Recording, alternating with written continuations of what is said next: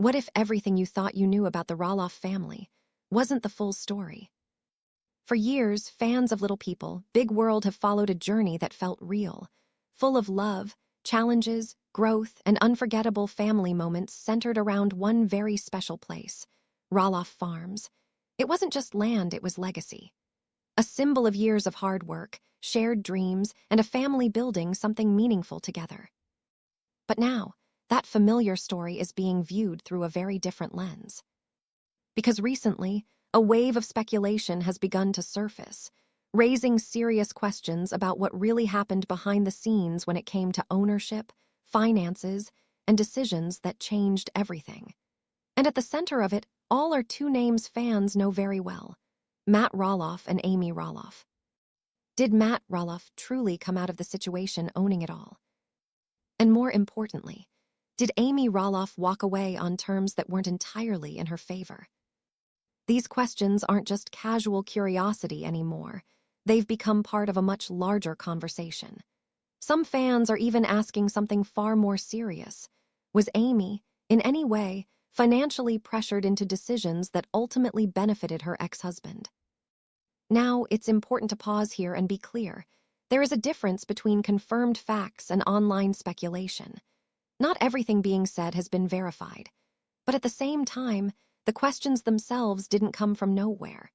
They're rooted in years of public moments, emotional discussions, and major life changes that viewers have watched unfold over time. Because when you look back at everything, from the divorce to the farm negotiations, there are moments that, today, feel different. Conversations that might now be interpreted in a new light. Decisions that seem more complicated than they first appeared.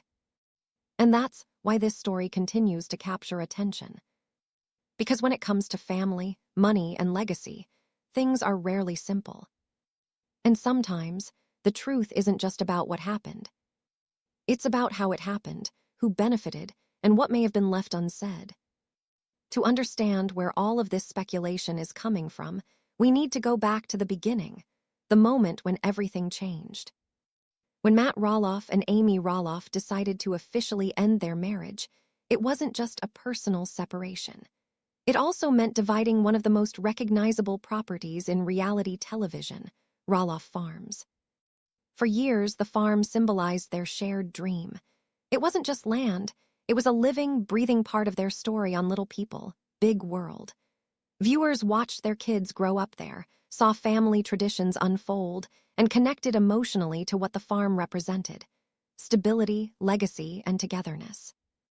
But once the divorce was finalized, everything shifted. At first, Matt and Amy remained co-owners of the property. On the surface, that seemed like a reasonable compromise, keeping the farm within the family while both adjusted to their new lives. But behind the scenes, that arrangement came with challenges. Managing a large property like Roloff Farms requires constant decisions, coordination, and long-term planning. And doing that with an ex-spouse, it was never going to be simple. Over time, those complications became harder to ignore. Eventually, Amy made the decision to sell her portion of the farm to Matt. At the time, many fans saw this as a practical step forward, something that would allow both of them to move on without ongoing tension tied to the property. But now, years later, that decision is being viewed through a very different lens. Some fans have started asking deeper questions. Did Amy truly get a fair outcome? Was the sale handled in a way that benefited both sides equally? Or did it quietly shift long-term control and possibly financial advantage entirely into Matt's hands? It's important to be clear. There's no confirmed evidence suggesting anything improper happened during the sale. From all official accounts, it was a legal transaction agreed upon by both parties. Still, perception plays a powerful role, especially when it comes to a story that millions of viewers have followed for years. And as more details about the farm, its value, and its future continue to surface, people are beginning to revisit that pivotal moment with fresh eyes. What once looked like a clean and fair resolution is now, for some, a source of curiosity and even doubt. Because when something as meaningful as Roloff Farms changes hands, it's never just about property. It's about legacy. As the dust began to settle after the divorce between Matt Roloff and Amy Roloff, a new conversation slowly started to take shape, one that had less to do with emotions and more to do with numbers. At the center of it all was Roloff Farms. For years, the farm had been more than just a backdrop for little people, big world. It was a functioning business, a tourist attraction, and a piece of land with real, growing market value. And as property prices across the U.S. began to rise, especially in desirable rural areas, the question became harder to ignore. What was that land actually worth now? When Amy made the decision to sell her portion of the farm, reports indicated that she accepted a fixed payout. At the time, it may have seemed like a reasonable, even practical choice. After all, divorce settlements often prioritize clarity and closure over long-term speculation. But markets don't stay still. As time passed, property values in similar regions began trending upward. Land like Roloff Farms, spacious, recognizable, and tied to a popular TV brand, arguably became even more valuable. And that's when the second guessing began. Fans started revisiting the timeline, comparing estimated values, and asking a question that feels simple on the surface but complicated underneath. Did Amy sell too soon? On social media and fan forums, opinions quickly divided. Some believe that Amy may have walked away from a long-term financial advantage. The idea is that holding onto her share, at least for a few more years, could have resulted in a significantly higher return. Others, however, see it very differently. Because financial decisions like this don't happen in a vacuum. For Amy, the farm wasn't just an asset. It was tied to decades of memories, both good and difficult. Remaining financially connected to the property could also mean remaining emotionally connected to a chapter of life she was ready to close. And that brings up an important point that often gets lost in these debates. Value isn't always measured in dollars. Sometimes, the value is in moving forward.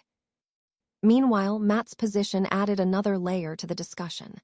By retaining control of the property, he didn't just keep the land, he kept the opportunity. The opportunity for future development, potential resale, business expansion, or even passing it down as part of a legacy. To some fans, that looks like a strategic win. There's a growing perception that Matt ended up in the stronger financial position, not necessarily because of what happened in the moment, but because of what could happen in the future. Owning and appreciating asset often carries advantages that only become clear over time. But again, that perspective depends heavily on assumptions. We don't have full access to the exact terms, the private discussions, or the long-term plans that were in place when those decisions were made. What we do know is that both Matt and Amy had to weigh immediate certainty against future possibilities, and they made choices based on what mattered most to them at the time. And that's where the debate becomes less about right or wrong, and more about perspective. Because for some, Amy's decision represents a missed financial opportunity. For others, it represents something just as important: freedom, independence, and a chance to start a new chapter without lingering ties. What's clear is that the conversation isn't going away anytime soon. As long as Roloff Farms remains in the spotlight, and as long as its value continues to evolve, fans will keep asking questions, revisiting the past, and trying to piece together whether this was a fair deal or a decision that will always come with a what if. Continuing deeper into this topic, it's important to separate emotion from actual facts, because this is where the narrative can easily become distorted. When people hear phrases like forced to pay or financial disadvantage, it creates a strong emotional reaction. It suggests conflict, pressure, or even injustice. But in most divorce settlements, especially ones involving valuable property and businesses, the reality is far more structured and legally guided. In Amy's case, what has been publicly discussed points toward a negotiated agreement rather than anything forced. Divorce settlements involving shared assets like a farm typically include a buyout process. One party may choose to keep the property, while the other receives compensation for their share. That compensation can be paid in different ways: lump sums, installments, or other financial arrangements. Because these details aren't always fully public, fans are left filling in the gaps. And that's where speculation starts to grow. Some viewers looked at the situation years later, after property values increased, and assumed that Amy may have gotten the lesser end of the deal. But that assumption is based on hindsight, not on the conditions or information available at the time the decision was made. And that distinction matters. Financial decisions are always made based on the present moment, current market value, personal priorities, and long-term plans. What might look like a loss years later doesn't necessarily mean it was a bad or unfair decision when it happened. There's also the emotional factor. For Amy, the farm wasn't just a financial asset. It was tied to memories, family life, and years of shared experiences. Choosing to step away from that environment could have been about more than money.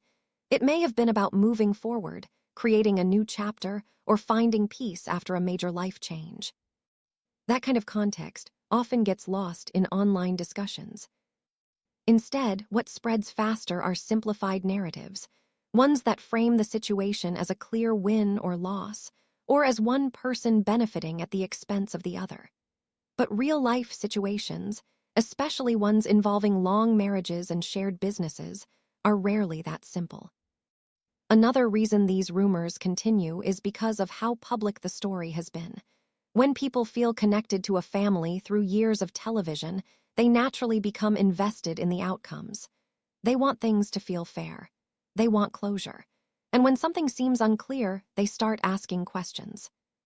Those questions, over time, can turn into assumptions. And assumptions, when repeated often enough, can start to feel like facts, even when there's no solid evidence behind them. So when we hear the idea that Amy was forced to pay, or ended up in a disadvantageous position, it's important to look at what's actually confirmed versus what's being inferred. As of now, there's no verified information suggesting that she was pressured into an unfair deal or obligated to pay Matt in a way that went beyond a standard legal agreement.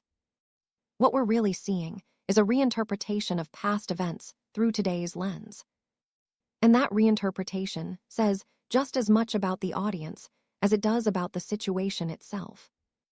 At the end of the day, the story of Matt Roloff and Amy Roloff is far more layered than any headline or viral rumor can fully explain.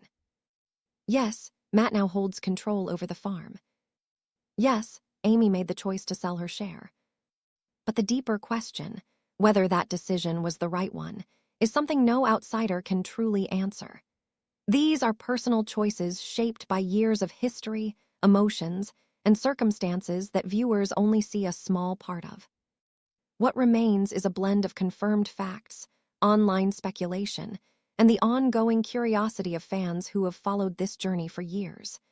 And maybe that's exactly why this story keeps resurfacing, because it goes beyond land or money. It touches on legacy, family, and the reality that moving forward in life often comes with difficult, complicated decisions. And with that said, thanks for watching, and we'll see you in the next one.